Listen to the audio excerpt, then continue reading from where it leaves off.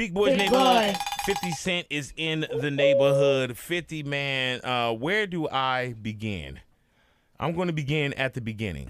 All right? Now, this is our first chance. We had a chance to sit down.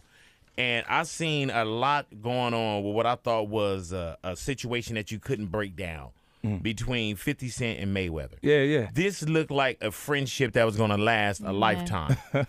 What the hell happened between 50 Cent and Floyd Mayweather? Well, he changed his mind. Now, what do you mean he changed his mind? Like, as he was actually going in to jail, he asked me to help him with Mayweather Promotions. Right. Then as he actually got in and I took a look, I realized there is no Mayweather Promotions. There's no LLC, there's no seal, it's not incorporated, it's just a name.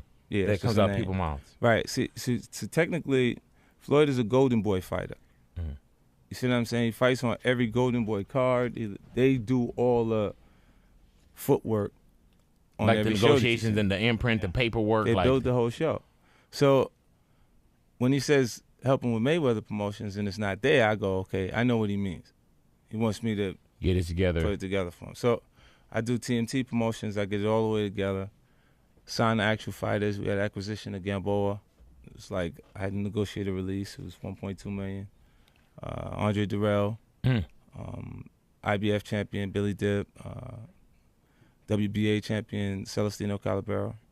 So we brought them over. I brought him over while Floyd was, still incarcerated. Yeah. Then he comes home. There's the Let's Get Floyd Back in Pocket campaign that goes on where, it's $300,000 chains being bought and buying him the new Lamborghini and all these new things. And I'm sitting there going, yo, when you going to give me the money? Because you're already invested. Yeah. Right, like when you going to give me your half of the money back. But I ain't trying to press him because he just got out of jail. Right? So it's like, let him cool his heels before you. Was that in the millions? Yeah. Okay. So you sitting there big, and I'm like, yo, so when, but see, the fighters are an asset in themselves. They are that talent, regardlessly.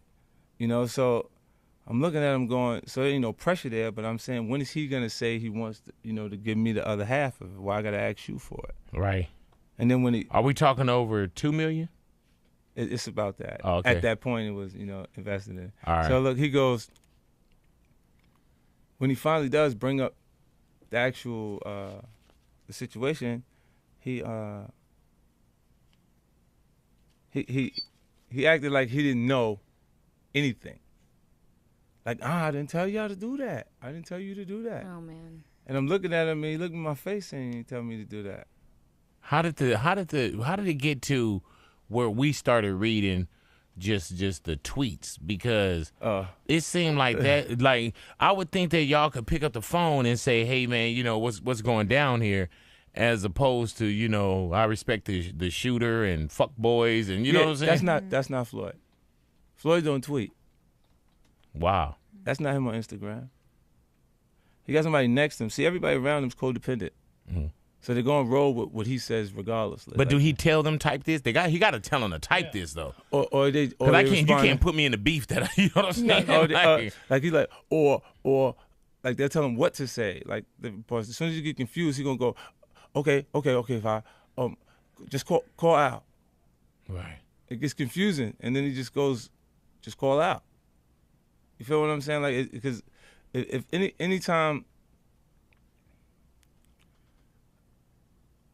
let's say this: if you have a person that is advising you, that's a Harvard graduate, they'd advise you to have an accountant with the kind of money that Floyd actually has. You see what I'm saying? Right. And that's not in place. If you had a person that's a Harvard graduate, you would have maybe business managers at Merrill Lynch. Right. Or Goldman Sachs, however you feel. That's not in place. Does Floyd Mayweather, is he as rich as we think he is? No. So when we see the $1 million in the bag. That money, light money. Like, he can get his hands on that. Right. You know what I'm saying? Like, if you can't. I need some of that light money then. Yeah, you know what I'm saying? Anytime like that, look, he is who he is. You can't discredit who he is. Like, and again, I'll tell you, like, I don't mind telling the truth in situations like this. Because I mean, it's my brother. I love him. Only reason my big beef with him right now is Karan broke his arm and he ain't called me. You see what I'm saying? I don't care. Now his son Karan. Okay. He broke his arm. He hurt himself, and he didn't call or say or text me or say nothing about that because I don't care what that. This will pass.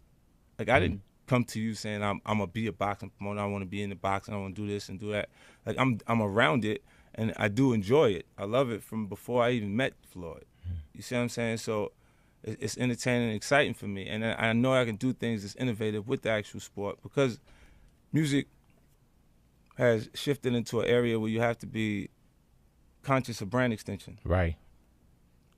When you watch, fighters like Foreman, for example, make more money selling the grill than he did boxing, it would tell you that you should be interested in it.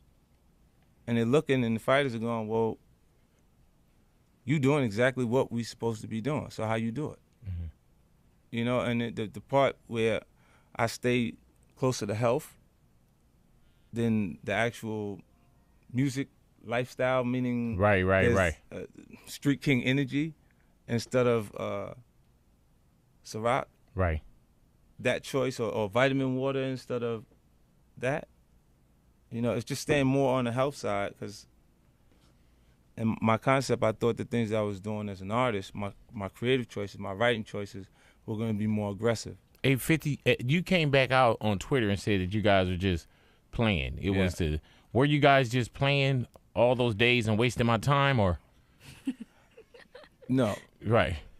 But I know how to stop the energy when I don't like the way it feels. Right. So can y'all sit down? Can you and Floyd Mayweather sit down after everything that's been said? Floyd singing his father's at my gym. Yeah, I was going to ask you about that too. Yeah. Good Lord. And I'm signing his cousin. That's crazy. Yeah, but that doesn't create more so-called beef. That's not beef. Like Floyd, he ain't that, man. I'm telling you, man. Like if they push me to a certain point, I'll mess up in front of everybody. Yeah, I'm tired of the capability to just go there because it's just the way I'm brought up. Like I never ran from anything because I never had nobody to go to. I've always had that where I'm going. Home to get me. Ain't nobody there. Right. You know what I'm saying? Like so, I've always been in a situation where I'm forced to deal with it myself. So, hey, Fifth, did you and Floyd get into a fight or a shoving match before? Yeah. Who won that? I won every time. Every time? How many times y'all did? No. Every time. No, we had twice. We got into it. Like a real altercation? Yeah, like one was with the. Did he put that shoulder back on you? Because I'm thinking. Nah. It was more like out of reflex though. Like he punched me. Damn.